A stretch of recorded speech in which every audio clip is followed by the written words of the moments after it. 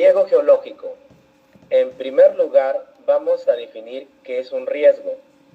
El riesgo es producto de peligro sobre una vulnerabilidad estructural y el coste de reparación o reemplazo generado por este evento. Se piensa que es un concepto relativamente complejo que exige que tengamos tres cosas funcionando, una después de la otra o simultáneamente para que se pueda producir. Vamos entonces a ver qué es un riesgo geológico. El riesgo geológico se define como el conjunto de amenazas o peligros para los recursos y actividades humanas derivadas de procesos geológicos de origen interno, llamado endógenos, y de externos, llamado exógenos, o de una combinación de ambas. En los riesgos geológicos tenemos que pensar que también hay tantos procesos de origen natural como procesos antrópicos, involucrados de tal forma que esto nos lleva a la paradoja de que, por ejemplo, en zonas muy afectadas por fenómenos geológicos catastróficos, pero despoblados, no están sometidos a un riesgo geológico alguno.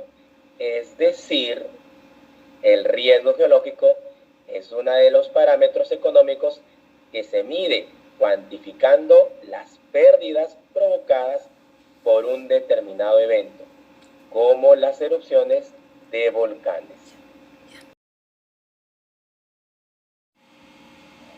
Los volcanes. Los volcanes se forman con el material caliente de rocas fundidas y gases. Muchos tienen la forma de un cono o como una montaña con un cráter en la parte más alta, siendo la puerta de salida de materiales como lavas, cenizas, gases y líquidos. Dentro del cono hay una chimenea que es el conducto por donde sale el magma hacia el exterior. La lava cae sobre la ladera del volcán, destruyendo todo lo que se encuentra a su paso. La ceniza y los gases pueden generar grandes nubes que son perjudiciales para los seres vivos. Con el fin de evitar desastres, es importante cumplir con los planes de contingencia y aplicarlos antes, durante y después de una erupción volcánica. Ahora pasamos a ver el hinchamiento del suelo. Identificación. En primer lugar, veamos la formación de lentes de hielo durante el congelamiento. En la imagen que tenemos a la mano derecha, se observa un lente de hielo que su forma aumenta de volumen y empuja la tierra. Seguimos adelante. El hinchamiento también es la descarga o aumento del contenido de la humedad en las arcillas, produciéndose el ablandamiento y la reducción de la resistencia y rigidez de la misma. Veamos en la imagen cómo el concreto colapsa ante el hundimiento de la tierra. Podemos entonces profundizar un poco más. ¿Cómo podemos darnos cuenta del hinchamiento del suelo? Una forma es mirar los mapas geológicos de riesgo. Por ejemplo, aquí tenemos un mapa de distribución del OES. En el mapa vemos cómo es la distribución de los suelos tropicales y los suelos residuales, que van en una extensión realmente grande en toda América, como se observa en la imagen. Colapso de la estructura del suelo. Vamos a ver un poco de suelos colapsables.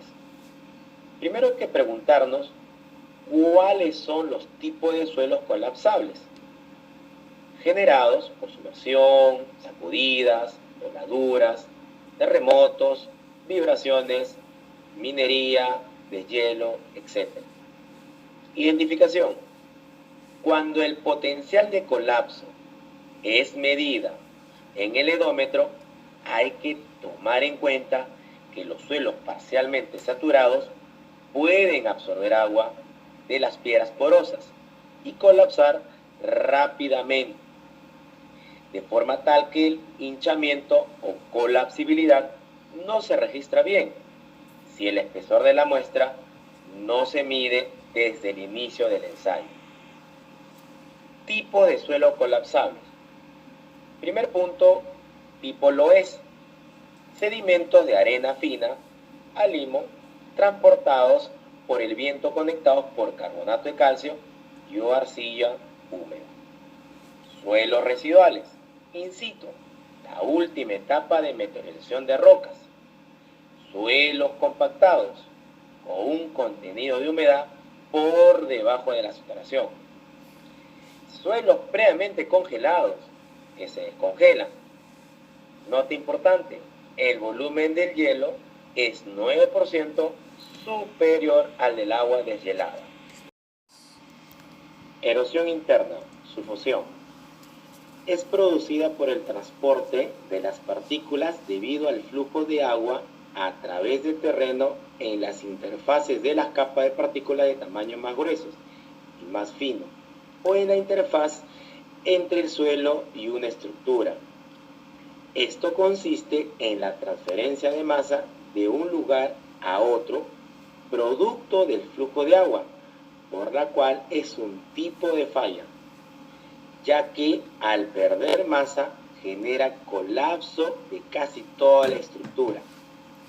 En la parte inferior podemos ver la imagen que ilustra este fenómeno. Finalmente, como conclusión, podemos indicar que el riesgo que corra y los efectos que sufra una población también dependerán de las medidas preventivas de las que se dispongan.